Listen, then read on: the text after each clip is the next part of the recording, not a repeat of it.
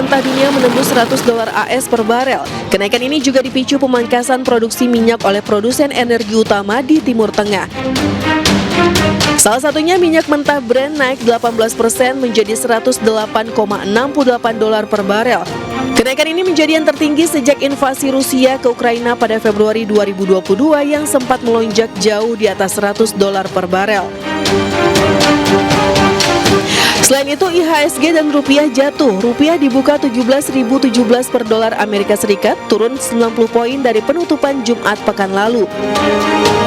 IHSG juga melemah ke level 7.374, turun hampir 5%. Menurut Menteri Keuangan Purbaya Yudi Sadewa, perekonomian Indonesia masih berada dalam kondisi yang baik dengan fundamental yang cukup solid.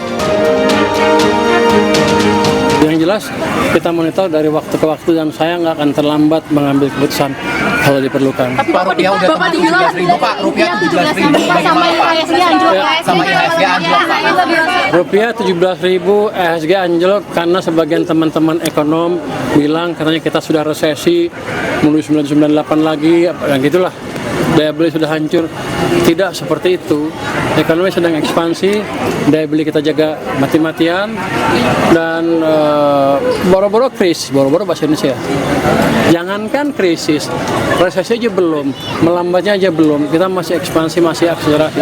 Itu yang kita jaga terus dalam beberapa minggu ke depan. Tidak hanya di Indonesia, di Los Angeles dan California, warga menghadapi kenaikan harga bensin tercuram sejak tahun 2012. Bahkan di beberapa SPBU, stok bensin bahkan kosong. Lonjakan harga terkait dengan gangguan di Selat Hormuz, serta penutupan kilang dan biaya regulasi di Amerika. Tim Liputan iNews melaporkan.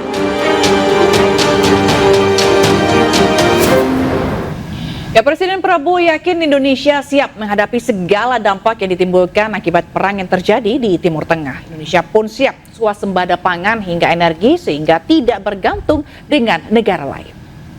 Kita akan mengalami kesulitan, saya tidak akan menutupi itu. Apapun terjadi di mana bangsa-bangsa lain banyak akan mengalami kesulitan, minimal kita aman. Oke, baik Bang Anton, tadi Presiden menyebutkan bahwa sebenarnya Indonesia harus siap menghadapi kesulitan akibat perang. Nah, kita balik tadi pertanyaan sebelum break tadi bahwa sebenarnya apakah ada memang informasi yang disampaikan yang tidak mungkin disampaikan terkait dengan dampak perang terhadap Indonesia? Pastinya sih ketika kita ngelihat ini adalah ada beberapa hal yang harus diantisipasi. Yang pertama adalah resesi global. Sudah banyak analis yang menguraikan pikirannya bahwa jika perang ini berlangsung lebih dari 4 bulan, krisis global terjadi. Itu satu. Kedua, jelas krisis migas ya. Ya, tidak hanya minyak tapi juga gas. Karena di situ adalah jalur gas juga di situ, jalur transportasi gas, di mana ada banyak negara-negara di Asia Selatan dan Asia Timur itu cukup bergantung dari situ. Itu yang kedua.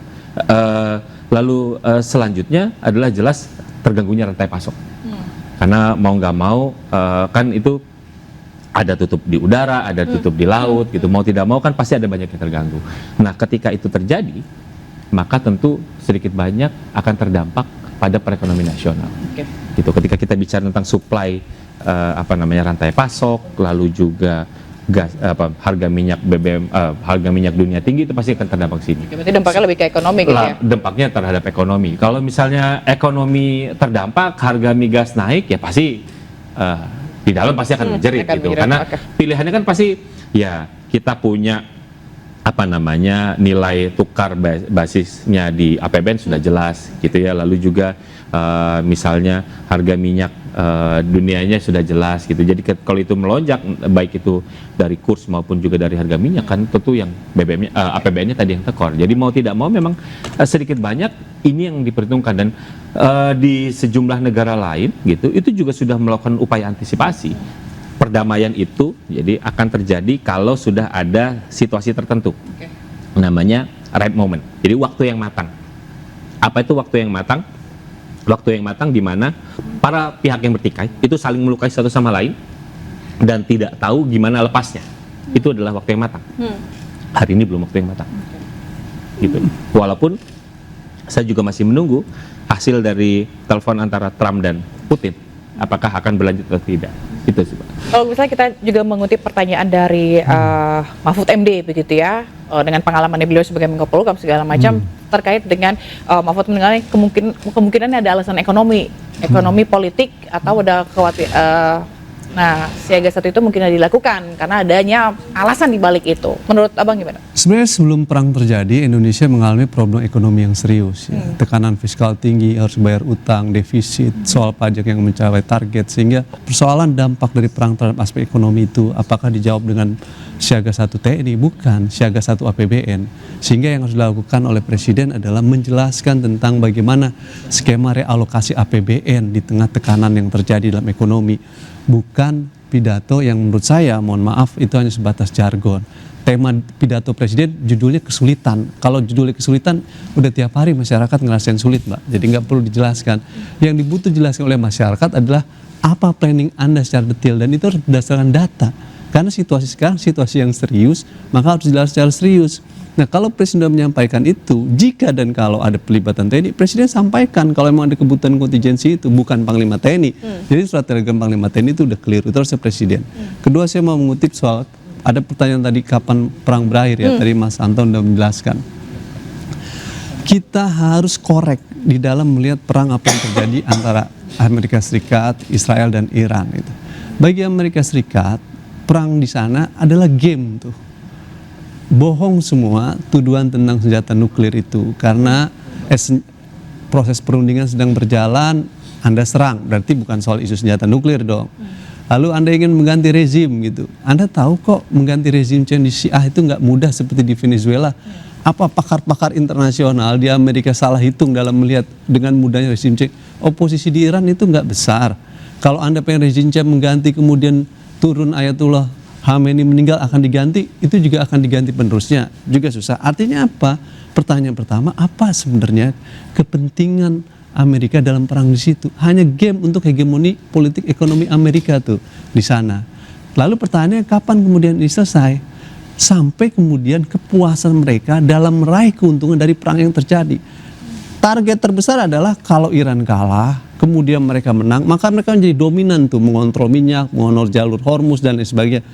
Kontrol terhadap dominasi Amerika makin kuat. Tapi kalau mereka kalah atau misalkan nggak sampai rezim seluruhnya terus mereka mundur, apakah mereka tidak untung? Untung juga.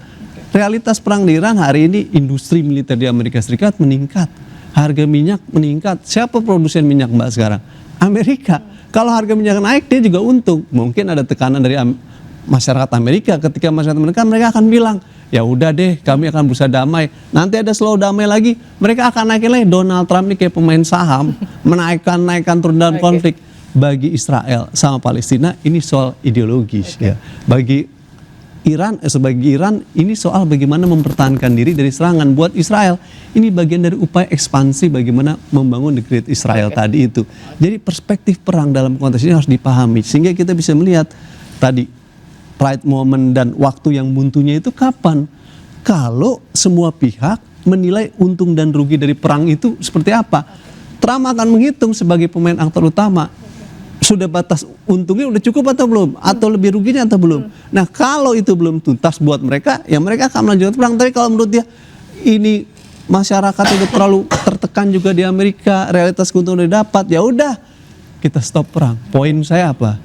Perang dalam konteks ini ada satu tindak kejahatan yang serius karena melanggar hukum internasional tuh. Presiden Indonesia harusnya bisa melihat itu, bahwa ada realitas game yang dimainkan oleh Trump. Nah, jangan posisi apa yang menguntungkan untuk Indonesia saat ini? Sama sekali nggak menguntungkan. Udah kejepit, ada di dalam BOP, ya kan? Dalam perjanjian dagang ART digencet, Indonesia timpang, ya kan? Sehingga kampus-kampus marah kok bisa ada kayak UGM deklarasi. Anda menandatangani artikel. Berarti kalau terjepit kita nggak bisa apa-apa deh. Maksudnya kalau dalam posisi terjepit ini gimana? Disitulah Anda harus di situ seorang pemimpin harus punya karakter. Dulu Soekarno ketika melihat ada Amerika, ada Soviet, dia menganggap saya nggak kesana, nggak kesini, saya membangun non-blok. Itu leadership, bukan takut gitu loh. Apa yang terjadi hari ini, kita masuk dalam langgam hegemoni itu. Tapi bukannya Presiden Prabowo juga sudah menyikapi Bang akan non-blok dalam hal ini? Non-blok ngomongnya, fakta kebijakannya ngeblok Amerika. Bang, silakan. Ngelihatnya gimana? Gini, Apakah ada ruang? Ada. Jadi satu, kalau kita ngelihat dalam tren ya, konflik yang melibatkan negara besar itu sangat-sangat jarang bisa diselesaikan oleh mediatornya yang berasal dari negara kelas menengah, gitu ya. Gitu. Jadi satu, jadi kalau kita mau buat sejarah, ini waktunya dari sisi konseptual. Apakah kita punya ruang? Saya pikir ruangnya sejauh ini itu yang harus diperbesar, gitu ya. Saya tidak bilang itu kecil, tapi itu harus diperbesar.